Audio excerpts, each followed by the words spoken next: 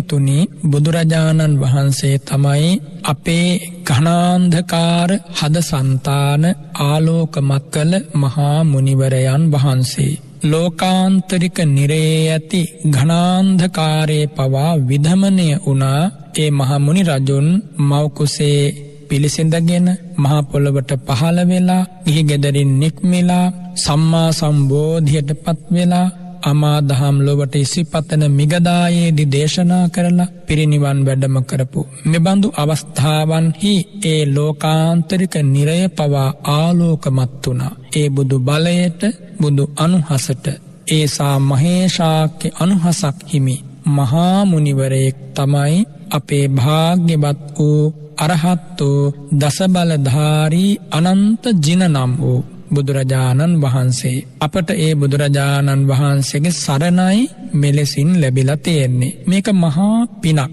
පින් පළදීමක්. අපිම සංසාරේ ඒ බුදුරජාණන් වහන්සේගේ සරණ පතා මොනතරම් පින් රැස් කරන්නට ඇතිද? ඒ විශාල පිනක මහිමය මෙලෙසින් අපේ ජීවිතවලට කුසල විපාක ලෙස පහළ වුණා. උපන්න මනුස්ස ලෝකෙදී මේ සාසිරිමත් ලාභයක් අපි හැම දිනාටම ලැබුණා. මොනවා නැති වුණත් පින්වතුනි මේ ලැබිලා තියෙන දේ මොනතරම් අගෙයිද මොනතරම් වටිනවද? ජීවිතවල අපි සොයා ගන්න හැම දෙයක්ම ඒකාන්තයෙන් අහිමි වෙලා යනවා. නමුත් මේ තිසරණේ නැමැති නිධානය අපි සොයාගත්තේ ජීවිතයකින් දෙකකින් අහිමි වෙලා යන්නට නෙමෙයි. නිවන් දක්නා ජාති දක්වා හද සනස සනසා සෙවණැල්ලසේ යමක් පස්සෙන් එනවනම් ඒ තමයි මේ උතුම් තිසරණ සරණ. එනිසා හැම දිනාටම ලැබුණ මේ තිසරණෙහි සරණ නොකිලිටිව රැකගන්න බලන්න. බුදු ගුණ නිතර මෙනෙහි කරන හිත බුදු මැදුරක්සේ පවිත්‍ර භාවයට පත් වෙනවා. දම් ගුණ සංඝ ගුණ මෙනෙහි කරන සිත ඊටාම පිරිසිදු සිතක්. ඒ සිතේ අනුහස බලය නිවන් දක්නා ජාති දක්වා විහිදිලා යනවා. යම් කිසි කෙනෙක් බුදුරජාණන් වහන්සේගේ අසිරිමත් සම්බුද්ධාපදානයෙහි සිත පහදවාගෙන නිවුන දැවුන සිතකින් නම් මේ ලෝකේ කල් ගෙවන්නේ ඒ ශ්‍රාවකයා මුළු මහා පොළවටම ආශිර්වාදයක්. බුදුරජාණන් වහන්සේ ලොවට දායාද කළේ අවිහිංසාව, කරුණාව, දයාව, අනුකම්පාව, මහා මෛත්‍රිය ලොවට දායාද කළා. දයාබර වදනින් මුළු ලෝකයම ආමන්ත්‍රණය කළා. ලයට සැනසිලි ගෙන දුන්නා. ජාති වර්ග කුල මල භේද තථාගතයන් වහන්සේ සැලකුවේ නැහැ. බුදුරජාණන් වහන්සේට උවමනා වුණේ අසරණ සත්වයෝ හැම දුකින් අත මිදෙනවා දකින්නට. ඒ හදවතේ තිබ්බ දයාබර බව මවකගේ පියෙකුගේ හදවතේ, මව්වරු පියවරු ප්‍රකෝටියකගේ හදවතේ, අසංකේය අප්‍රමේය සත්වයන්ගේ හදවතේ පිහිටන්නේ නැහැ. හේතුව තමයි ඒ මහා කරුණාව පහළ වුණේ මහා ප්‍රඥාවෙන් සත්වයන්ගේ දුක දැකපු නිසා. මේ ලෝකෙ කිසිම කෙනෙකුට ස්වයම්භූ ඥානයෙන් දුක දකින්න බැරි වුණා. මේ ලෝකෙ කිසිම කෙනෙකුට මේ සත්වයන්ගේ ජීවිතය ඇතුලේ පවතින ධර්මතා හඳුන්වා දෙන්නට බැරි වුණා. එනිසා තමයි බොහෝ දෙනා විවිධ මතවාද ලෝකයට ඉදිරිපත් කළේ. ආගම් දර්ශන ඉගැන්වීම් නාමයෙන් මතවාද බොහෝමයි මේ මානව වංශ කතාවේ ඉතිහාසයේ. නොයෙක් විදිහේ විවිධ ආකෘතීන් මනසේ නිර්මාණය කරගෙන බොහොම අමාරුවෙන් නිමවාගත්තේ ආකෘතිමය දැනුම පරම සත්‍ය කොට සලකපු මිනිසු හිටපු ලෝකෙට ඒ බුදුරජාණන් වහන්සේ පහළ වෙලා දේශනා කළ අමා ධර්මය ශ්‍රාවකයන්ට ප්‍රත්‍යක්ෂ කරගන්න ලැබුණා. අන්න විශේෂම තැන පින්වතුනි. බුදුරජාණන් වහන්සේ දේශනා කළ මේ සනාතන සත්‍යය ලෝකෙ මිනිස්සු අවබෝධ කළා. දෙවියෝ බ්‍රහ්මයෝ අවබෝධ කළා. භාග්‍යවතුන් වහන්සේ ජීවිතේ වෙලා පවතින දුකක් පෙන්වා වදාලා. දුක පෙන්වා වදාලේ දුක් විඳ විඳ ඉන්නට නෙමෙයි, දුකෙන් අත මිදීම පිණිසයි. දුකයි දුකට හේතුවයි පෙන්වා වදාළ බුදුරජාණන් වහන්සේ දුකෙන් අත මිදෙන මාවත විවර කළා. ඒ මාවතේ ගමන් කළ ශ්‍රාවකවරු සදාකාලයේ දුකෙන් අත මිදී ලයමඩුළු සනසවා ගත්තා. සාක්ෂි බොහෝමයි මේ බුද්ධ ශාසනයේ ශ්‍රාවකයන් විසින් ඒ භාග්‍යවතුන් වහන්සේ වදාළ ධර්මය අවබෝධ කළා කියන්නට. ඉතින් පින්වතුනි, භාග්‍යවත් බුදුරජාණන් බුදුරජාණන් වහන්සේ මේ අමා ධර්මය සිරි මුවමඩලින් දේශනා කළේ ඒ පුද්ගලයාගේ බුද්ධි මට්ටම මනාව සලකලා. ඒ වගේම සංසාරගත ජීවිත දිහා බලලා හෘදයාභ්‍යන්තරයෙහි වැඩුණ නොවැඩුණ ගුණ මනාව දුටු ඒ ධර්මරාජයන් වහන්සේ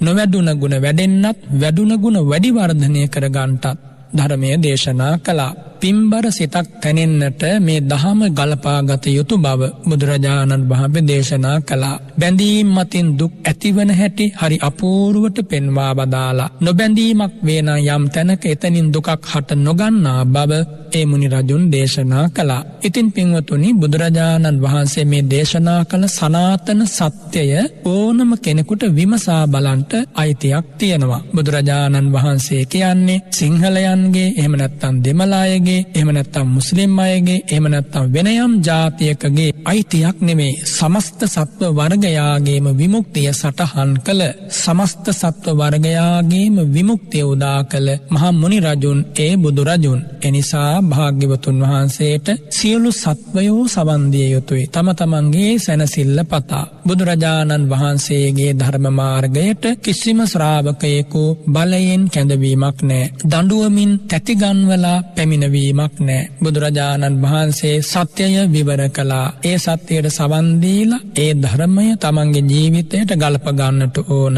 සිතට, කයට, වචනයට ගලපාගත් දහම මතින් තමන්ටම සැනසෙල්ල උපදවා දෙන්න බුදුරජාණන් වහන්සේ විචිත්‍රාකාරයෙන් ඒ ධර්මයේ විභජනය කරලා ධර්ම දානයක් සේ ලබා දුන්නා. පින්වතුනි, මේ ජීවිතය පවත්වාගෙන යද්දී ඕන තරම් වරදින්ට පුළුවන්. ඕන තරම් අතපසුවීම් සිද්ධ වෙන්නට පුළුවන්. මේ ජීවිතය තුළ ඒ වර්ධවා ගැනීම යලි කිසිදාක නොවරදින්නට නිවැරදි කරගන්න බුදුරජාණන් වහන්සේ තරම් මඟ පෙන්වපු අන්ශාස්ත්‍රවරයෙක් නෑ මේ ලෝකේ. භාග්‍යවතුන් වහන්සේ ශ්‍රාවකයන්ගෙන් බලාපොරොත්තු වුණේ බොහොම අවංකව, නිහතමානීව මේ කියා දෙන ධර්මය පුරුදු කිරීමයි. බුදුරජාණන් වහන්සේගේ ආශ්චර්යමත් වූ ජීවිතය, ඒ අමා ධර්මය, සංඝරත්නය සරණ ගියේ අප විසින් ඒ ශාස්ත්‍රෝන් වහන්සේ අපේ අනධීවර ගුරු උතුමන් වහන්සේ ලෙස පිළිගත්තේ මක් නිසාද? ඒ බුදුරජාණන් වහන්සේ පෙන්වා වදාළ අමාශාන්ත නිවනින් සැනසීම අපේක්ෂාව කරගෙනයි. එහෙනම් පින්වතුනි, ඒ බුදුරජාණන් වහන්සේගේ සරණටපත් කෙනෙකුට කිසිම අයිතියක් නැහැ ඒ තථාගත ධර්මයේ පිළිබඳව විවිධ විසංවාද, මතවාද, අදහස් ගොඩනගමින් Tamanගේ සිතලූන් මේ ධර්මයේ නාමයෙන් ඉදිරිපත් කරන්නට හෝ කිසිම අයිතියක් නැහැ. බුදුරජාණන් වහන්සේ දේශනා කළේ සත්‍ය අවබෝධ කරන්න කැමති අය මේ අමාදහමට සවන් දෙන්න. බුදුරජාණන් වහන්සේගේ ධර්මයට සවන් දීමෙන් සුවිසල් ජීවිත අවබෝධයක් ඇති වෙනවා. හැබැයි ඒ ප්‍රමාණ කර වූ හෝ පරිපූර්ණ වූ හෝ අවබෝධයක් නෙමෙයි. ඒ අසූ ධර්මය ජීවිතයට ගලපන්න ඕන. ඒ ධර්ම ගැන නැවත නැවත නුවණින් විමසන්න ඕන.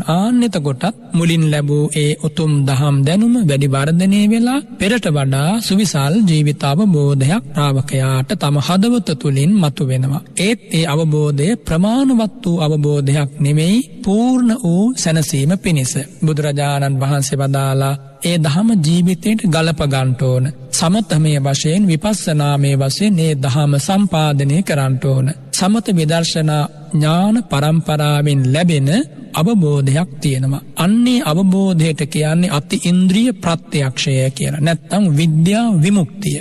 සමතමය වශයෙන් ධ්‍යාන, විපස්සනාව දියුණු වෙලා මාර්ගඵල නිවන් අවබෝධ වීමෙන් තමයි පූර්ණ වශයෙන් ජීවිත අවබෝධය ඇති වෙන්නේ. එහෙනම් බුදුරජාණන් වහන්සේගේ ධර්මය ශ්‍රවණය කරලා ජීවිතයට ගලපාගෙන ඒ ධම සමත විදර්ශනා වශයෙන් වැඩිය යුතුයි පින්වතුනි, ඥාන දර්ශනය පහළ වීම පිණිස.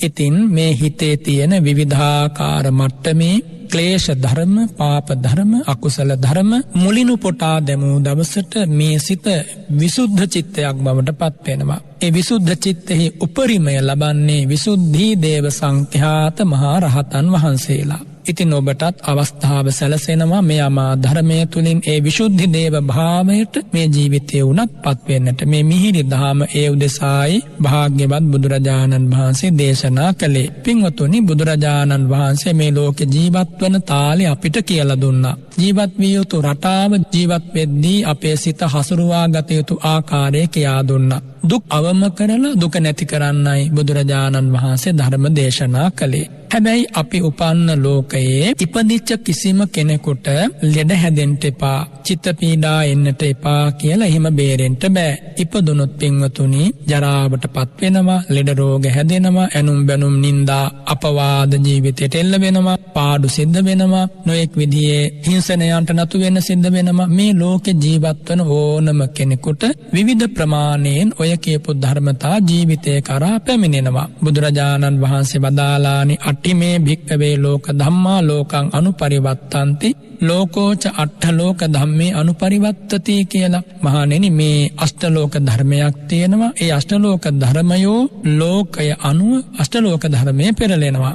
ඒ අෂ්ටලෝක ධර්මයෙන් අතමින්දී ජීවත් වෙන්නට, ඒ අෂ්ටලෝක ධර්මයට මුළුමනින්ම පිටුපා ජීවත් වෙන්නට සමතෙක් මේ ලෝකේ නැහැ. ලාභය අලාභය, යසස අයස, නින්දාව ප්‍රශංසාව, සැපය දුක කියන මේ ධර්මයෝ ඉමේ කෝ භික්ඛවේ අට්ඨලෝක ධම්මා, මේ අෂ්ටලෝක ධර්මයෝ ඒකාන්තයෙන් මේ සත්ව ලෝකේ සත්වයන් කෙරෙහි බලපවතිනවා. උපන් මිනිසාට, උපන් දෙවියාට, උපන් බ්‍රහ්මයාට, උපන් සත්වයාට ලැබෙන උරුම වන ඒකාන්ත ධර්මතා මේ අෂ්ටලෝක ධර්මයන්. මේ අෂ්ටලෝක ධර්මයේ සත්වයන්ට ඉෂ්ට වූ, ප්‍රිය වූ, මනාප වූ පැත්තක් තියෙනවා. අනිෂ්ට වූ, අප්‍රිය වූ, අමනාප පැත්තක් තියෙනවා. ලාභය, යසස, ඒ වගේම ප්‍රශංසාව, සැපය කියන මේ හතරට සියලු සත්වයෝ කැමති. හැබැයි අලාභයට, අයසට, ඒ වගේම නින්දාවට, දුකට මේ ලෝකෙ කිසි කෙනෙක් කැමති නැහැ. කැමති නැති වුණත් අෂ්ටලෝක ධර්මයන්ගේ බලපෑමට උපන් ඔබට, උපන් මට ඒකාන්තයෙන් මුහුණ දෙන්න සිද්ධ වෙනවා. එහෙනම් මෙහිදී මේ අෂ්ටලෝක ධර්මයන් කෙරෙහි පිළිපැදිය යුතු ආකාරයයි වැදගත් වන්නේ. පින්වතුනි යම් ධර්ම ස්වභාවයකට ඒකාන්තයෙන් අවිජහිතව මුහුණ දෙන්නට සිද්ධ වෙනවා නම් උපන් මිනිසා දක්ෂ වෙන්නට ඕන ඒ ධර්මතා තුල අකම්පිත භාවය ඇති කරගන්නට. බුදුරජාණන් වහන්සේ එහෙමයි දේශනා කළේ. පුට්ටස්ස ලෝක ධම්මේහි චිත්තං යස්සන කම්පති අශෝකං විරජං කේමං ඒතං මංගල මුත්තමං. මේ අෂ්ටලෝක ධර්මය මිනිස් මනස කරා පැමිණෙද්දී, මිනිස් ජීවිතේ වෙලා ගනිද්දී අකම්පිත වෙන්න පුළුවන් නම් ඒක මංගල කාරණයක් කියලායි භාග්‍යවතුන් වහන්සේ වදාළේ. මංගල කරුණක් යනු සුබ කාරණයක්, යහපත් කාරණයක්, සැනසිලිදායක අවස්ථාවකටයි මංගල අවස්ථාව කියන්නේ. එහෙනම් මේ අටලෝ දහම ජීවිතයට පැමිණෙද්දී එමගින් අකම්පිත වේ නම් ඒක ජීවිතේ මංගල කාරණයක් කියලායි බුදුරජාණන් වහන්සේ දේශනා කළේ. හැබැයි මේ අෂ්ටලෝක ධර්මයේ අකම්පිත භාවය මනාව තේරුම් ගන්නට ඕන. ජීවිතයට ලාභයක් ලැබෙනකොට අමුතු ආනන්දයකට පත්වීමෙන්, අමුතු සතුටකට පත්වීමෙන්, අමුතු පිනායෑම් මතින්, හසරැල් මතින් මේ ලාභය සැමරීම, අන්න ඒ ලාභය තුල කම්පාවීමයි. ඊළඟට අලාභයක් ඉදිරියේ අඳෝනා නැගීම, හැඬීම්, වැළපීම්, ශෝකාකූල වීම, ආන අලාභයේ කම්පාවීම. යසස කියන්නේ පිරිස් බලය, තමා කෙරෙහි අවනත වූ නැමීගත් කියන දේ අහන පිරිසක් ඇති බව යසසයි. එබඳු පිරිසක් තමා කෙරේ හැඳිලා ඉන්න යුගයේ බොහොම සතුටට උද්දාමයට පත් වෙලා තමා කෙරෙන්නේ පිරිස් ඉවත් වෙලා ගිය දාට හඬා වැළපෙනවා නම් අන්න යසසේ සහ අයසේ කම්පා වුණා. නින්දා කවුරුත් දන්නවා, නොඑක් විදිහ අවමන් අපවාද උපවාද ජීවිතයට පැමිණෙනවා. මේ නින්දා ඉදිරියේ හඬනවා නම්, වැළපෙනවා නම්, ශෝක කරනවා නම්, නොඑක් ආකාරයෙන් විඳවීමට පත් වෙනවා නම් නින්දාවේදී එයා කම්පිත වුණා. ප්‍රශංසාව ලැබෙනකොට, කිතු ගොස දිගාන්තේ පැතිරිලා යනකොට තමන්ගේ ජීවිතේ ඒ පිළිබඳව අමුතු ආඩම්බරයකට පත් වෙනවා නම්, හසරැල් පානවා නම්, නොඑක් ආකාරයෙන් ඒ සමරනවා නම් අන්න ප්‍රශංසාවෙත් කම්පණයට පත් වුණා. සැපයක් ලැබෙනවා ජීවිතේ. සැපය ලැබෙනකොට කායිකව වේවා, මානසිකව වේවා, ඒ සැපය සමරන්නට විවිධාකාරයෙන් දේ ජීවිතය සිද්ධ කරනවා. සැපය තුල සිනහව, හසරැල්ල, නැටීම්, ගැයීම් මෙම බහුල කරගන්නවා. හැබැයි දුකක් ඇති වෙනකොට හැඬීම, වැළපීම, ශෝක කිරීම, අවලාද නැගීම, දෙස් දෙවොල් තැබීම, නොඑක් විදියෙන් අන්‍යයන්ට බැනවැදීම, ද්වේෂයෙන් ආකූල වීම, මේ දේවල් සිද්ධ වෙනවා නම් අන්න සැපයේ සහ දුකේ කියන දෙකේම කම්පා වුණා, සලනය වුණා, ඉන්ජනයටපත් වුණා, වේදනයටපත් වුණා. බුදුරජාණන් වහන්සේ අෂ්ටලෝක ධර්මයේ කම්පා නොවෙන්න කියලා දේශනා කළේ මේ අෂ්ටලෝක ධර්මයට සමසිතකින් මුහුණ දෙන්න. ඒක ලෙහෙසි කාරණයක් නෙමෙයි. මේ ධර්මය පුරුදු කරලා ධර්මය හොඳට දියුණු කරලා ජීවිතය තුළ ක්‍රමානුකූලව හුරු වෙන්න ඕනේ ස්වභාවයක්. පින්වතුනි, මේ මිනිස් ජීවිතය ලැබුණේ ඒ උදෙසානේ. දුක් විඳලා බොහෝම කාලයක් වෙහෙසිලා පාරමිතා බලයකින් මනුස්ස ලෝකෙට පැමිණුණා. පැමිණිච්ච අපි මේ උතුම් ධර්මය ජීවිතයට ගලප ගන්න ඕනනේ. බුදුරජාණන් වහන්සේ දයාබර සෙනෙහසින් ලෝකයට මේ දහම් දේශනා කළේ මොන තරම් කරුණාවක් හදවතේ තබාගෙනද. විසි අසංඛ්‍ය කල්පලක්ෂයක පාරමී බලයක් හදවතේ ඇතිවනේ. එදා බුද්ධගයා පින්බිමේ වජ්‍රාසනයේ මත බද්ධ පරයන්කෙන් ඒ භාග්‍යවතුන් වහන්සේ අසුන් ගත්තේ. එලෙසින් චතුරංග සමන්නාගත වීර්යය බලය අධිෂ්ඨානය පිහිටුවලයි මාර පරාජයෙන් සම්මා සම්බුද්ධ රාජ්‍ය ලැබුවේ. ඒක හරි පුදුම සහගතයි. බුදුරජාණන් වහන්සේගේ ඒ අනන්ත අනුහස අනන්ත පාරමිතාව අපි හැම දෙනාටම මේ උතුම් බුද්ධ ශාසනයක් දායාද කළා. ඉතින් එනිසා පින්වතුනි, භාග්‍යවතුන් වහන්සේගේ අසිරිමත් ජීවිතය දෙස බලා ඒ මිහිරි ඉගැන්වීම් අසා ඒ මහා සංඝරත්නයේ බුදුපුත් සංඝගණ වඩින මාවත දෙස බලා අපි අපේ ජීවිත සකස් කර ගනිමු. මොනාතින් බැලුවත් ජීවිතයට වාසනාව මෙමගින් කැන්දා දෙනවා. නරක පුරුදු වැරදි පුරුදු ලාමක දේ අත්හරින්න පුළුවන් පින්වතුනි. ඕනම ඇබ්බැහියක් ජීවිතේ නිමා කරන්නට පුළුවන්. ඕනම වැරද්දකින් අත මිදෙන්නට ඔබට පුළුවන්. ඔබ මනුස්ස ලෝකේ කල් ගෙවන්නේ කන් දෙක ඇසෙන නිසා, දැස පෙනෙන නිසා, සත්පුරුෂයන්ගේ ධර්මය ඔබට ඇසෙන නිසා ඕන වැරද්දකින් අත මිදෙන්න පුළුවන්.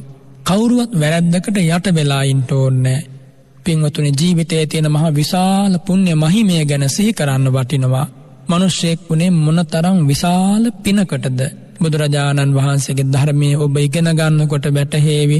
දුලබව ලද මේ මිනිස් ජීවිතය මොනතරම් අහෝ වටිනවද, ආශ්චර්යමත්ද, පින්බරයිද, සැනසිලිදායකයිද. මෙච්චර ලස්සන ජීවිතයක් ලැබුණ අපට පාපය ලෙස පෙන්වා වදාළ, කුසලයේ ලෙස පෙන්වා වදාළ, පාපේ නැත මිදෙන මාවත පෙන්වා වදාළ, කුසලයේ දියුණු කරන මාවත පෙන්වා වදාළ ඕනම ශ්‍රාවකයෙකුට පැමිණිය හැකි දහමක් දේශනා කළ බුදුරජාණන් වහන්සේ මේ උතුම් ධර්මයේ ජීවිතයට ගලප ගන්න ඕනම ශ්‍රාවකයෙකුට තමන් ඉන්න තැනින් නැගී ඉඳලා මේ දහමට අවතීර්ණ වෙන්න පුළුවන්.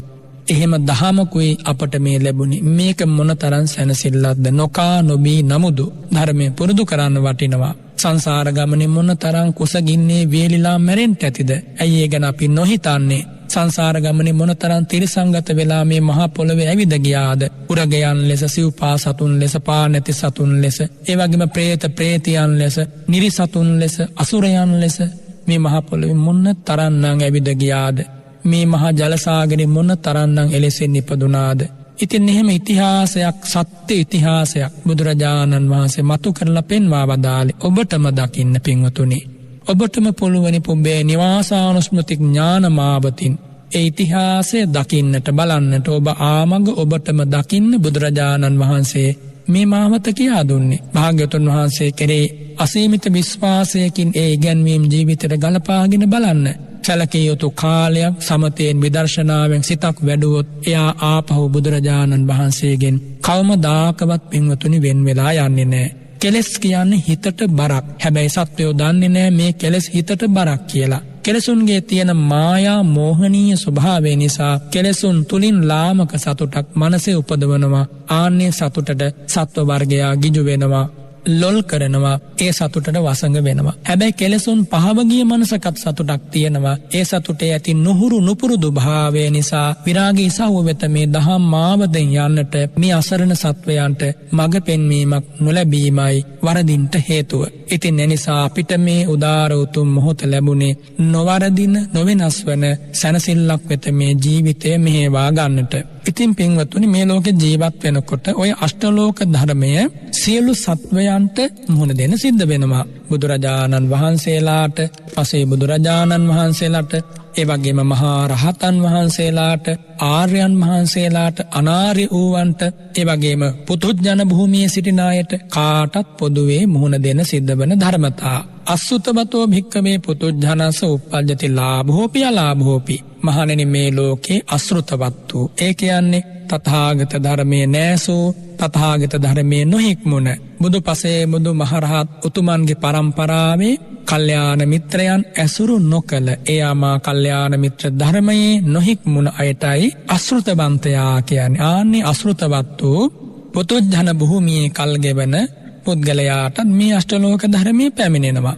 හැබැයි ආර්ය ශ්‍රාවකයා වෙතත් මේ අෂ්ටලෝක ධර්මයේ පැමිණෙනවා. తත්‍ර භික්කවේ කෝ විශේෂෝ කෝ අධිප්පායෝ මහණෙනි මේ දෙපිරිස වෙතම අෂ්ටලෝක ධර්මයේ බලපෑම එල්ල වෙද්දී මෙහි ඇති වෙනස කුමක්ද මහණෙනි? බුදුරජාණන් වහන්සේ මෙහෙම විමසා වදාළ එක් අවස්ථාවක මහා සංඝයාගෙන් භගවන් මූලකානෝ භන්තේ ධම්මා භගවන් නෙත්තිකා භගවන් පටිසරණා ස්වාමීනි මේ අමා ධර්මයේ තථාගත හදවතේ පහළ වුණේ භාග්‍යවතුන් වහන්සේට නැවීගෙනයි මේ ධර්මයේ පවතින්නේ. සාධුවත භන්තේ භගවන්තංගේම පටිභාතු ඒතස්ස භාසිතස්ස අත්ථෝ ස්වාමීනි ඒ භාසිතයෙහි අර්ථය භාග්‍යවතුන් වහන්සේටම වැටහේවා භාග්‍යවතුන් වහන්සේ වදාරාවා භගවතෝ සුත්වා භික්ඛු ධාරිසන්ති භාග්‍යවතුන් වහන්සේගෙන් අහලා මේ භික්ෂුන් වහන්සේලා ඒ ධර්මයේ පිහිටා මතු පරම්පරාවටත් උරුම කරાવી කියලා භාග්‍යවතුන් වහන්සේගෙන් ඉල්ලීමක් කළා.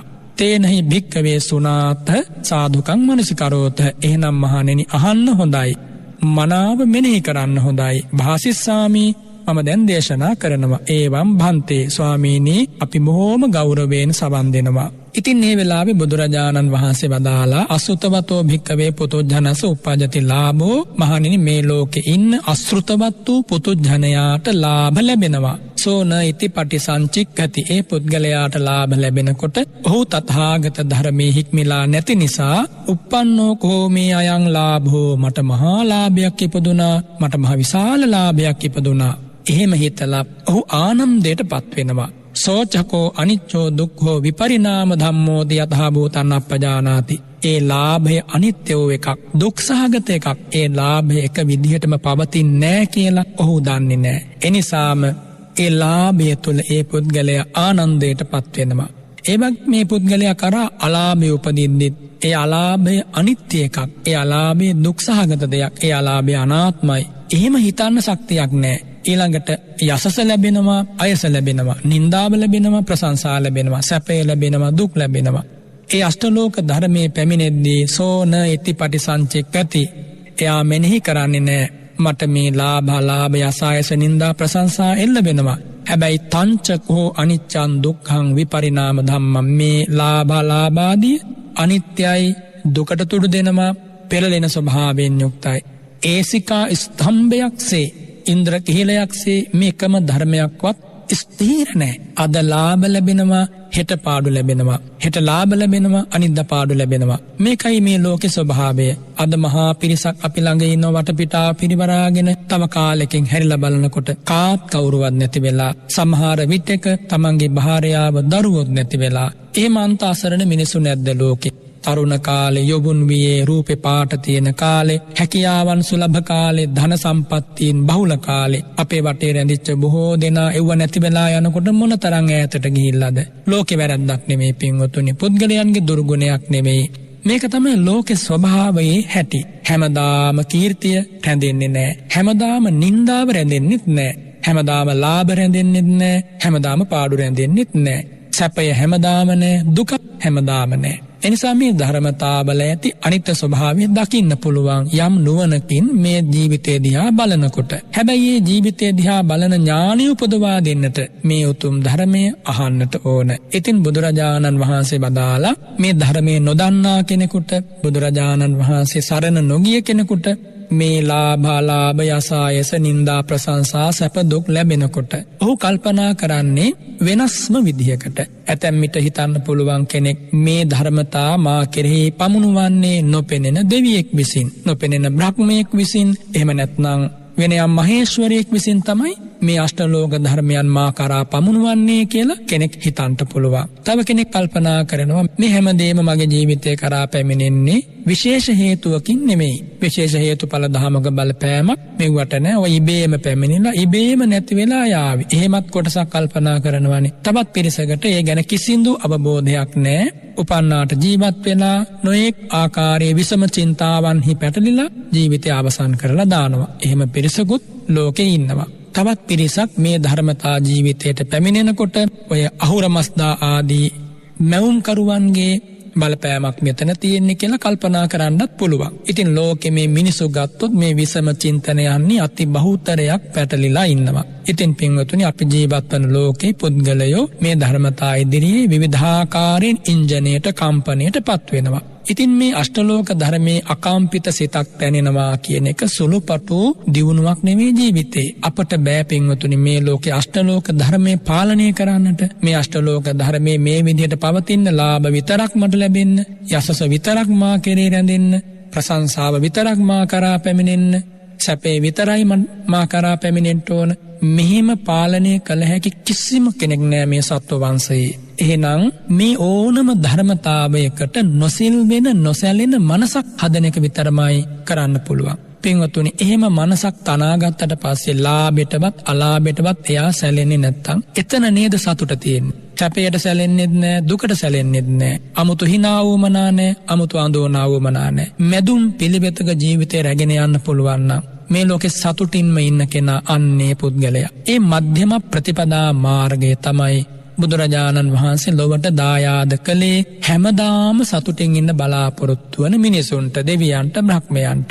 හැමදාම ජීවත් වෙනවා කිව්වේ මේ සදාතනික වෙනවා කියන එක නෙමෙයි. මනුස්ස ලෝකේ ඉන්න පුංචි කාලේ ඉතා කුඩා කාලය තුළ සතුටින් ඉන්නනේ අපි ආවේ මනුස්ස ලෝකෙට පෙරපින් ඇතිව. ඒ සතුටින් ඉන්න නම් චින්තනය නිවැරදි වෙන්න ඕන. සිතුවිලි ධාරාව ආකූල නොවෙන්න ඕන. සිතුවිලි ධාරාව සම වෙන්න ඕන, විසම නොවෙන්න ඕන. සිතුවිලි ධාරාව තව කෙනෙකුට හිංසා උපදවන්න බෑ. සිතුවිලි ධාරාව තමන්ට හිංසා පමුණවන්නත් බෑ. සිතුවිලි ධාරාව බොහොම සෞම්‍ය වූ නිවී ගිය උපසමයටපත් වූ සිතුවිලි ධාරාවක් නම් අන්නේ හදවතේ හැමදාම සතුට රැඳෙනවා. බුදුරජාණන් වහන්සේ වදාලානේ පීති භක්ඛා භවිස්සාම දේවා ආභස්සරා යතා කියලා. ප්‍රීතිය අනුභව කරලා ආභස්සර ලෝකෙ දෙවිවරු වගේ මම අද දවස කල් ගෙවනවා. එදා දවසේ බුදුරජාණන් වහන්සේට පිණ්ඩපාතේ ලැබුණේ නැහැ. මාරාවේශයකින් ඒ පිණ්ඩපාත ලැබීම වළක්වා සිටියා.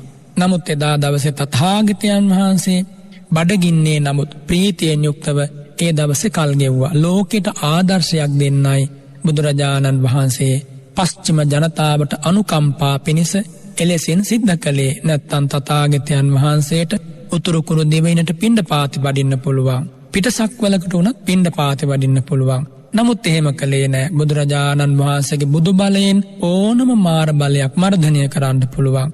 නමුත් පිණ්ඩපාතයක් වෙනුවෙන් තථාගතයන් වහන්සේ එහෙම කරන්නේ නෑ. අෂ්ටලෝක ධර්මයෙන් අකම්පිත හදක් ඇති බුදුරජාණන් වහන්සේගේ ඒ විරාගී හද මඩලේ අසිරිය නම් පින්වතුනි වර්ණනා කරලා කිසිම කතිකයකට නිම කරන්න බෑ. එනිසා බුදුරජාණන් වහන්සේ අපි සරණ ගියේ අනවබෝධයෙන් නෙමෙයි. බුදුරජාණන් වහන්සේගේ අනන්ත ගුණ කෙරෙහි අපේ මේ හදවතේ අප්‍රමාණ පැහැදීමක් ඇති වෙන්නේ අන්ධයන්සේ නෙමෙයි. බුදුරජාණන් වහන්සේගේ අසිරිමත් ජීවිතය ගැන ඇහෙනකොට, ඒ ගැන හිතනකොට මිනිස්සුනේ අපට යම් අවබෝධයක් ඇති වෙනවා. මේසා අසිරිමත් මුනිවරේ ආශ්චර්යමත් ධර්මයක්, ආශ්චර්යමත් වූ බුදුපොත් මහා සංගරුවනක් පෙරමුණේ තබාගෙන අපිට මේ සැනසෙලි මාවතේ යන්ට ලැබුණා. පින්වතුනි එනිසා බුදුරජාණන් වහන්සේ මේ වදාළ සත්‍යයෙහි ඔබ පිහිටන්න, මේ ලෝකේ සතුටින් ජීවත් වෙන්න. එනිසා ලාභ අලාභ නින්දා ප්‍රශංසා සැප දුක් යස අයස මේ හැම තැනකම අකම්පිත භාවය ඇති කරගන්න ටික ටික හුරු වෙන්න ඕන. දුකෙන් අත මිදෙන මාවතේ යන ශ්‍රාවකයා මැදුම් පිළිවෙතයි ජීවිතේ භාවිතය බවට පත් කරගන්නේ. ඉතින් භාග්‍යවතුන් වහන්සේ වදාරනවා දැන් මේ ධර්මය දන්නේ නැත්නම්, මිහිරි මාවත ගැන දන්නේ නැත්නම් එයාට නම් ඒ අවස්ථාව නැහැ. පින්වතුනි මේ ලෝකේ සැබෑම වාසනාවන්තයා කවුද? බුදුරජාණන් වහන්සේ සරණ ගිය අමා ධර්මයේ හික්මෙන මහා සංගරුවනේ ඇසුර ලබන්නා තමයි සැබෑම වාසනාවන්තයා. ඒ සැබෑම වාසනාවන්තයාට භෞතික මෙවලම් උපකරණ ආම්පන්න කෑම බීම ආදී සුලභ නොවෙන්න පුළුවන්. ඒවා බොහෝම දුකසේ ලැබෙනවා වෙන්න පුළුවන්. යන්තමින් ලැබෙනවා වෙන්න පුළුවන්. හැබැයි මතක තියාගන්න කෑම බීම අගහිඟ හෝ පමණින්, ඇඳුම් පැළඳුම් නැති වූ පමණින්, භෞතික වශයෙන් දුප්පත් වූ පමණින් එයා අවාසනාවන්තයෙක් වෙන්නේ නැහැ. බුදුරජාණන් වහන්සේ වදාළේ සැබෑම වාසනාවන්තයාට මේ මිහිරි ධර්මයේ මුණ ගැසෙන බවයි, තිසරණේ මුණ ගැසෙන බවයි. හැබැයි මොනතරම් දේ ලෝකෙ තිබුණත්, ධනය වේවා, වෙන යම් වස්තු සම්පත් වේවා, මොනතරම් පිරිස් බලයක් වේවා, මොනතරම් ආයුධ බලයක් වේවා, ඔය කොයි දේ තිබුණත් පින්වතුනි, ඒක සැබෑම වාසනාව කියලා අර්ථ නිරූපණය කරන්නට බෑ. මක් නිසාද? ඒ ලැබිලා තියෙන දේ පිනකට තමයි ලැබෙන්නේ, පින්ඵල දීලා ලැබෙන්නේ. නමුත් ඔහුට අවබෝධයක් නැත්නම් මට මේ දේ පිනට ලැබුණේ කියලා, පින් රැස් කරපු නිසා ලැබුණේ කියලා, එහෙනම් ඒ ජීවිතේ මොන තරම් අසරණයිද? එලෙසින් නොපිළගන්න කෙනාගේ හදවතේ තියෙන මිත්‍යා දෘෂ්ටිය, කර්මයේ ඵලය නොපිළගන්නා සියල්ලු මේ ලෝකෙ මිත්‍යා දෘෂ්ටිකයන් පින්වතුනි. හේතුඵල ධම පිළි නොගන්නා සියල්ලෝම මේ ලෝකෙ මිත්‍යා දෘෂ්ටිකයි. එතකොට මොනතරම් දේ තිබුණත් සම්මා දිට්ඨිය නැති ජීවිතය අවසන් වෙන්නේ නිරේ වැටිලයි. එහෙනම් සැබෑ වාසනාවන්තයා කවුද කියලා ඔබම තෝරගන්න. ඔබේ වාසනාව ඔබම අගය කරගන්න පින්වතුනි. එනිසා අපේ වාසනාව අපි අගය කරගන්නේ ඒ තථාගත ධර්ම නිර්දේශයන් අනුවයි. එහෙම නැත්නම් වෙන කෙනෙකුගේ කියමනක්, වෙන කෙනෙකුගේ නිර්දේශයක් අනුව නෙමෙයි. අපි බුදු පිරිසක් ලෙස, ඒ භාග්‍යවතුන් වහන්සේගේ ශ්‍රාවක දරුවන් ලෙස කල්පනා කරන්න ඕනි. බොහොම ගැඹුරින් ප්‍රඥාවන්තව ඥාන සම්ප්‍රයුක්තවයි අපි හැම වෙලාවකම කල්පනා කරන්න ඕන. ඉතින් භාග්‍යවතුන් වහන්සේ වදාළ තසලා භෝපිචිත්තම් පරියාදාය තිට්ඨති. අසෘතවත් පෘතුග්ජනයාට ලාභේනොත් සිතට බලපෑම් එල්ල වෙනවා, අලාභේනොත් සිත වෙනස් වෙලා යනවා. යසසෙන්, අයසෙන්, නිന്ദා ප්‍රශංසාවෙන්, සැපයෙන්, දුකින්නේ හිත වේදනය වෙනවා, කම්පා වෙනවා, චලනය වෙනවා. විවිධ අංශයන්ට ඒ හිත නැමිලා යනවා. සෝපන්න ලාභං අනුරුද්ධති, අලාභේ පටිවිරුද්ධති. ලාභයේ ලෝභය ඇති වෙනවා, අලාභයේ ද්වේෂය ඇති වෙනවා. යසසේ ලෝභය ඇති වෙනවා, අයසේ ද්වේෂය ඇති වෙනවා. ප්‍රශංසාවේ ලෝභය ඇති වෙනවා, නින්දාවේ ද්වේෂය ඇති වෙනවා. සැපයේ ලෝභය, දුකේදී වෛරය ඇති වෙනවා. සෝ එවං අනුරෝධ විරෝධ සමාපන්නෝන පරිමුච්ඡති ජාතියා. ඔය ලෝභ ද්වේෂයන්ගෙන් ආලූලිත හදවතක් නම් ඔහුට තියෙන්නේ. න පරිමුච්ඡති ජාතියා. භාග්‍යවතුන් වහන්සේ වදාලා එයා ජාතියෙන් අත මිදෙන්නේ නැහැ. ඉපදීමෙන් අත මිදෙන්නේ නැත්නම් ජරාවෙන්, මරණයෙන්, ශෝක පරිදේවයන්ගෙන්, දුක් දෝමනස්යන්ගෙන් කොයින් අත මිදෙන්නද? ඉපදීම ප්‍රාර්ථනා කරලා ජරා මරණ ශෝක පරිදේව දුක් සෝසුසුම් වලින් අත මිදීමක් ප්‍රාර්ථනා කරන්න එපා. බුදුරජාණන් වහන්සේ වදාලා ඉපදිච්ච කෙනෙක් තමයි ජරා මරණ ශෝක පරිදේව දුක් දෝමනස්යන්ට උපායාසයන්ටපත් වෙන්නේ. එහෙනම් අනුත්පාද නිරෝධයෙන්, ජාතියෙන් සමුගන්න පුළුවන් නම් ජරා මරණ ආදී සකල විද දුක් දෝමනස්යන්ගෙන් සමුගත්තා වෙනවා. ඉතින් බුදුරජාණන් වහන්සේගේ මේ ඉගැන්වීම මොන තරම්නම් සදාතනිකයිද කියලා බලන්න. මීට කල්ප ගානකට එහා පැත්තේ මේ ලෝකේ කෙනෙක් ජීවත් වුණා නම් එයාටත් මේ ධර්මතා බලපානවා. මත්තට කල්ප ලක්ෂ ගානකින් ඔබ්බෙහි යමෙක් ජීවත් වෙනවා නම් ඒත් මේ ධර්මතාවන්ට මුහුණ දෙන්න සිද්ධ වෙනවා. මේ අදත් එහෙමයි. ඉතින් පින්වතුනි, බුදුරජාණන් වහන්සේ අපිට ඉගැන්වුවේ සැනසෙල්ලේ ජීවත් වන ක්‍රමයයි. ඒ සැනසෙල්ලේ ජීවත් වන ක්‍රමය ඔබම ඔබේ ජීවිතය තුළින් ගොඩනංවා ගන්න. හැඬු කඳුළු සාගරයේ ජලය පරයනවා. හැඬු කඳුළු සාගර ජලය පරයන බව ඒ භාග්‍යවතුන් වහන්සේ අපටම දකින්නත් මාවත කියා දුන්නා. හැඬු කඳුළු සාගරයේ දිය පරයන බව ඔබ ඔබේ ඥාණයෙන් දැකපු දවසට බුදුරජාණන් වහන්සේ ඉදිරියේ ඔබ කියනවන් බුදුරජාණන් වහන්සේගේ සිරිපා අභියස දනින් වැටිලා ඔබ නිසැක ලෙස ප්‍රකාශ කරනවා, නත්ති මේ සරණං අඤ්ඤං බුද්ධෝ මේ සරණං වර. පින්වතුනි, අවබෝධයයි බුදුරජාණන් වහන්සේ මේ අහිංසක සත්වයන්ට දායාද කළේ. ඉතින් මේ අහිංසක දායාදයට කිසි කෙනෙකු උරණ වෙන්න එපා. බුදුරජාණන් වහන්සේ ගැන, ධර්මයේ ගැන, සංඝ රත්නය ගැන උරණ වෙන්න එපා. ද්වේෂය ඇති කරගන්න එපා. හානිය ඔබටමයි. ඔබ මැරෙන කෙනෙක්, මාද මැරෙන කෙනෙක්. ඔබේ මගේ ආයුෂය බොහොම ස්වල්පයි. සීමිත රාත්‍රී ගණනකින් ඔය ඉහළ පහළ යන හුස්ම රැල්ල නවතිනවා. නවතින දාට මේ අමා ධර්මයේ පිළිසරණ හැර අන් කවර පිළිසරණක්ද? කවුද ඔබව සනසන්න එන්නේ? කවුද ඔබට පිහිට වෙන්න එන්නේ? පින්වතුනි, තමන්ගේ අසරණකම ඉස්සෙල්ලාම දකින්න. ලෝකේ අසරණකම් දකින්න පෙර තමන්ගේ අසරණකම දකින්න. ලෝකේ දේවල් වෙනුවෙන් කුපිත වෙන්න කලින් තමන්ගේ මේ ජීවිතය දිහා බලලා තමන්ට පිළිසරණක් හදාගන්න. අනුන්ගේ දේවල් හොයා යනමට වඩා තමන්ගේ සැනසෙලි මාවත හොයාගන්න එකයි වැදගත් වෙන්නේ. අනුන්ට පිහිට වෙන්න බෑ තමන් දුකේ ඉඳගෙන. තමන් ඉන්නේ මඩ ගොහරුවක නම් මඩ ගොහරුවේ එරිච්ච ලෝකයක් කොහොමද ගොඩ ගන්නේ? එනිසා තමන්ගේ ජීවිතය මේ දහම් මාවතෙන් සනහාගෙන අන්‍යයන්ගේ ජීවිත සනසන්න කල්පනා කරන්න. මොනම හේතුවකින්වත් තව කෙනෙකුගේ මනසේ රාග ද්වේෂ මොහ ඇති කරන්නට එපා. මොනම හේතුවකින්වත් අන් කෙනෙකුගේ මනසේ අනුරෝධ විරෝධයන් ඇති කරන්නට එපා. කෙනෙක්ගේ මනසේ රාග ද්වේෂ මොහ ඇති කිරීම තරම් ඔහුට කරන විනාශයක් තවත් නැහැ. පුද්ගලයෙකු අවි ආයුධයකින් ඝාතනය කරනවට වඩා බලවත් විනාශයක් ඒ පුද්ගලයාට කරනවා. ඒ පුද්ගලයාගේ හදවතේ රාග ද්වේෂ මොහ ඇති කිරීම මගින්. එනිසා රාග නිමිති සපයා ද්වේෂ නිමිති සපයා පුද්ගල මනසක් අඳුරු කරනවා කියන්නේ ඒක මහා ව්‍යසනයක්. කාරණේ කුමක් හෝ වේවා, සත්‍යයක් වේවා අසත්‍යයක් වේවා, ඇති වෙන්නේ හදවතක රාගය නම් ඒ රාගයට නිමිති සපයලා ඔබ ඒක මහා බලවත් ද්‍රෝහී වීමක්. ද්වේෂ නිමිති සපයන්න එපා. කිසි කෙනෙකුගේ හිතේ රාග ද්වේෂ මොහ අවසන්න හිතා වැඩ කරන්න එපා. හැම වෙලාවකම මෛත්‍රියෙන් ලෝකයේ දිහා බලන්න. කවුරුත් අසරණයි. සමස්ත මානව වංශයේම අසරණයි පින්වතුනි. මේ දහමෙන් ඈත් වී ගිය මේ සත්‍ය අවබෝධ නොකළ සියලු සත්වයෝ අසරණයි. ඒ අසරණ භාවයට අපි පිහිටක් වෙන්න ඕන. බුදුරජාණන් වහන්සේගේ ආමන්ත්‍රණය දයාබරයි කාරුණිකයි. ඒ බුදුපුත් මහා සංගරුවන ශාන්තයි උපසාන්තයි විසුද්ධ හදවත් ඇති උතුමෝ. එනිසා ආර්ය මහා සංඝරත්නයෙන් අපි සරණ ගියේ කිසි කෙනෙකුට මේක පුද්ගලානුබද්ධ සරණක් නෙමෙයි. ආර්ය මහා සංඝරත්නය කියන්නේ පිරිසිදු හදවත් ඇති උතුමෝ, ආත්ම සංඥාව නැති කළ උතුමෝ, විචිකිච්ඡාවෙන් අත මිදුණ උතුමෝ ආර්ය මහා සංඝරත්නය.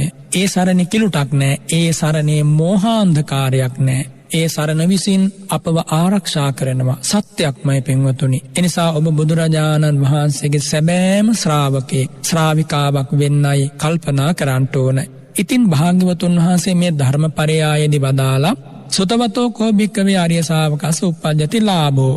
මේ ධර්මයේ දන්නා, මේ ධර්මයේ හික්මුණ, මේ ධර්මයේ මනාව ජීවිතය පුහුණු කරපු කෙනෙකුට උනත් මේ ලාභ යසායස නින්දා ප්‍රශංසා ලැබෙන්න පුළුවන්. ඔහු කල්පනා කරනවා uppannෝ කෝමේ අයං ලාභෝ, uppannෝ කෝමේ අයං අලාභෝ, uppannෝ කෝමේ අයං යසෝ, uppannෝ කෝමේ අයං අයසෝ. මට ලාභයක් ඉපදුණා, අලාභයක් ඉපදුණා. යසසක් පහළ වුණා, අයසක් පහළ වුණා. නින්දාවක් මේනවා, මෙන්න මට ප්‍රශංසාවක් එනවා. මෙන්න සැපයක් ලැබෙනවා, මෙන්න දුකක් ලැබෙනවා. මේ ලාභ යසායසාදී අනිච්චෝ දුක්ඛෝ විපරිණාම ධම්මෝ. අනිත්‍යයි, නිට්ටය වශයෙන්ම අනිත්‍යයි. ඒකාන්තයෙන් දුකයි, විපරිණාම ධර්මයි. මේක සත්‍යයක් කියලා මනසින් වටහා ගන්නකොට තස ලාභෝපචිත්තන්න පරියාදාය තිට්ඨති.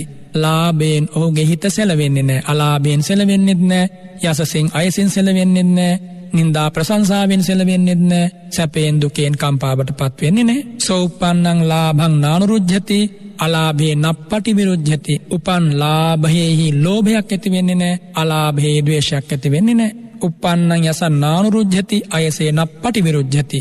උපන් යසසේදී ලෝභයෙන් නැලී යන්නේ නැහැ, අයසක් ලැබෙද්දී ද්වේෂයෙන් සිත ආකූල කරගන්නේ නැහැ. සැපයේ ලෝභය ඇති වෙන්නේ නැහැ, දුකේ ද්වේෂය ඇති වෙන්නේ නැහැ, නින්දාවේ ද්වේෂය ඇති වෙන්නේ නැහැ, ප්‍රශංසාවේ ලෝභය ඇති වෙන්නේ නැහැ.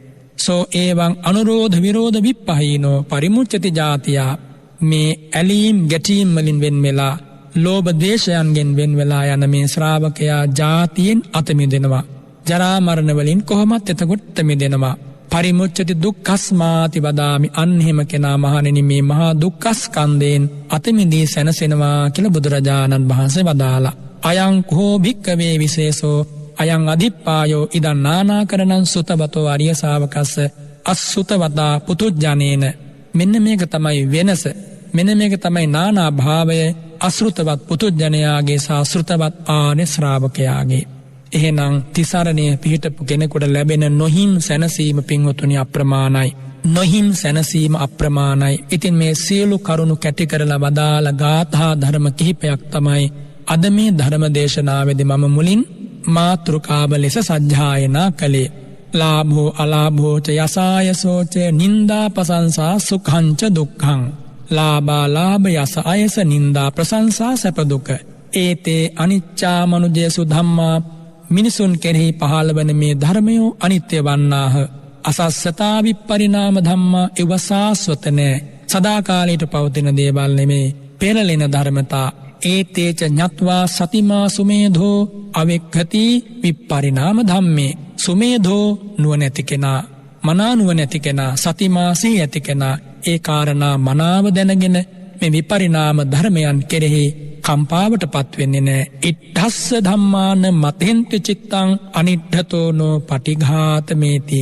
ඉෂ්ඨකාන්ත ප්‍රිය මනාප ධර්මයන්ගෙන් සිත මඩින්නට ඉඩ දෙන්නේ නෑ. අනිට්ඨතෝනෝ පටිඝාතමේති. අනිෂ්ඨ අකාන්ත අමනාප ධර්මයන්ගෙනුත් සිත වියලෙන්නට ඉඩ තියන්නේ නෑ. තස්සානුරෝධා අථවා විරෝධා විධූපිතා අත්ථං ගතාන සන්ති. ලෝභයයි ද්වේෂයයි අනුරෝධයයි විරෝධයයි විදූපනය කළා, පිඹ හැරියා. ඒ ලෝභ ද්වේෂයන්ගෙන් නොකැළඹෙන සිතක් ඒ ශ්‍රාවකයා හිමි කරගන්නවා. පදංච ඤත්වා විරජං අශෝකං සම්මප්පජානාති භවස්ස පාරගෝ. නිර්වාණ ශාන්ත පදය, විරජ අශෝක කේම පදය වන යමා නිවන විශිෂ්ට ඥානයෙන් දැන අවබෝධ කරගෙන භවස්ස පාරගෝ භවයෙන් කෙලවරට ඒ උතුමන් වහන්සේ ගමන් කරනවා. උතුම් අමා මහ නිවනින් සැනසෙනවා කියන එකයි එලෙසින් භාග්‍යවතුන් වහන්සේ වදාළේ. ඉතින් පින්වතුනි, මේ මිහිරි දහම් පරයායෙන් කෙටියෙන් කියා දුන්නේ අෂ්ටලෝක ධර්මයේ අකම්පිත සිතක් තනා ගැනීමත් එහි වටිනාකමත්. කාටත් අෂ්ටලෝක ධර්මයේ බලපෑමට නතු වෙන සිද්ධ වෙනවා. මේ වගේ කාලයක ගත්තොත් අලාභයන් බහුලයි, අයස බහුලයි, නින්දාවන් බහුලයි, දුක බහුලයි. ඉතින් කාටවත් දොස් කියලා වැඩක් නෑ, කා සමගවත් ගැටිලා වැඩක් නෑ. බොහොම නුවණින් සිහි කල්පනාවෙන් නැගී සිටින උත්හාන වීරියෙන් කටයුතු කිරීමයි වැදගත් වන්නේ. ප්‍රත්‍යවේක්ෂාවේ ජීවිතය දිහා මනා නුවණින් බලන්ට පුරුදු වෙන්න. කර්මයේ ඵලය, හේතුඵල ධම අනුව ජීවිතය දිහා බලමින් පැමිණි දුක අභිභවනය කරන්න, සම්මා වායාමයෙන් කටයුතු කරන්න. පැමිණි දුක ඉදිරියේ මිත්‍යා වාචා ඇති කර ගන්නට එපා, මිච්ඡා කම්මන්ත ඇති කර ගන්නට එපා. එතකොට සිල් බිඳිලා යනවා. පැමිණෙන දුක ඉදිරියේ සම්මා වාචාවෙන්, සම්මා කම්මන්තෙන්, සම්මා ආජීවයෙන් ඒ දුකට මුහුණ දෙන්න. එතකොට ඒ දුකට මුහුණ දෙද්දී පහළ වෙන්නේ සුවිශිෂ්ට කුසල ධර්ම පරම්පරාවක්. කුසලය බහුල වෙනකොට ජන සමාජයක හැම සැනසෙල්ලක්ම උදා වෙනවා. මේ රටට, මේ ජාතියට, මේ යුගයේ අවශ්‍ය වන්නේ බොහෝ පින් රැස් කරන මිනිස්සු. අකුසලයේ බලවත් වෙද්දී දුක් බහුල වෙනවා, පින බලවත් වෙනකොට සැනසීම බහුල වෙනවා. එනිසා මුළු ජාතියක් සැනසීම හොයාගෙන යන මේ මොහොතේ අප්‍රමාදීව දානයෙන්, සීලයෙන්, කුසල ධර්මයෙන් ජීවිතය ලස්සන කරගන්න, හදවත සරසා ගන්න. එතකොට මටත් ඔබටත් අපි හැමෝටම අව්‍යාජ හසරැල්ලකින් මුව සරසා ගන්න දවසක් ජීවිතයට මුණ ගැහෙනවා. බුදුරජාණන් වහන්සේගේ පාර එදා වැරදිලත් නෑ, අද වරදින්නෙත් නෑ, මතු මත්තට වරදින්නෙත් නෑ. මතක තියාගන්න, අපි මේ සරණ ගියේ තුන් කල් දක්නා අනන්ත ඥානයක් හිමි බුදුරජාණන් වහන්සේ නමක්. ඒ බුදුරජාණන් වහන්සේ තමයි සිද්ධාර්ථ ගෞතම බුදුරජාණන් වහන්සේ. ඒ ශ්‍රී නාමයට අපි හැම දෙනාගේම උත්තමාංග නමස්කාරයම වේවා. සාධු සාධු සාධු. දසබල සීලප්පබවා නිබ්බාන මහා සමුද්ද පරියන්තා අට්ටංග මග්ග සලිලා ජින වචන නදී චිරම් වහතු.